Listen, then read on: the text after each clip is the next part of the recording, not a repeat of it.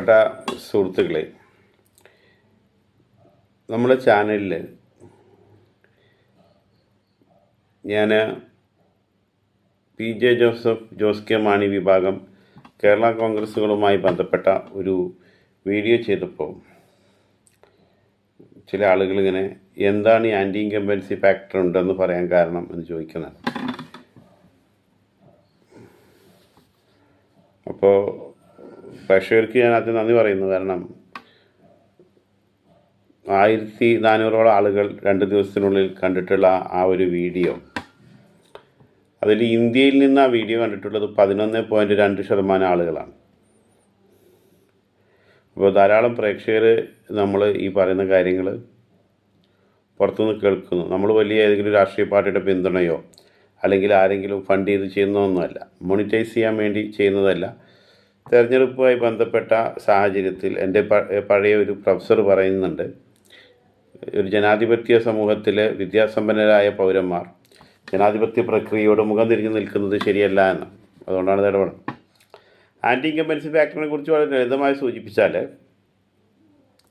ഏറ്റവും പ്രാഥമികമായി ഒരു ഗവൺമെൻറ്റിൻ്റെ ചുമതല എന്ന് പറയുന്നത് ജനങ്ങളുടെ ജീവനും സ്വത്തും സംരക്ഷിക്കുക എന്നുള്ളതാണ്. Maintaining law and order. ഇതിൽ തന്നെ ഗവൺമെൻറ് പരാജയമാണ് എന്നുള്ളതാണ് യാഥാർത്ഥ്യം. അത് വിവിധ തരത്തിലത് പരിശോധിക്കാവുന്നതാണ്.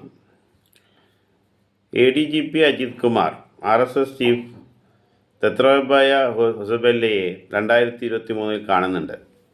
ആരുടെ നിർദ്ദേശപ്രകാരമാണ് കാണുന്നത്? പിന്നീട് രാംമാധവിനെ കാണുന്നുണ്ട്. ആരുടെ നിർദ്ദേശപ്രകാരമാണ് കാണുന്നത്? അതുമായിട്ട് സുരേഷ് ഗോപിക്ക് തൃശ്ശൂരിലുണ്ടായ വിജയവുമായിട്ട് അതിൻ്റെ ബന്ധം എന്താണ്?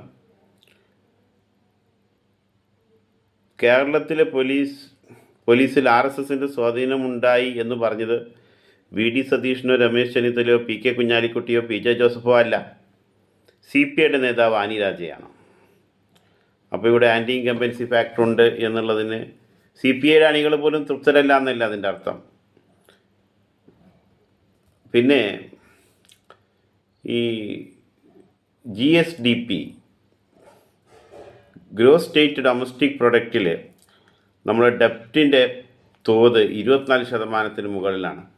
കേരളം വലിയ രീതിയിൽ പൊതുക്കടം എടുത്തിട്ടുണ്ട് എന്നുള്ളതാണ്. 300%-ത്തിലധികമായി നമ്മളെടുക്കുന്ന ഈ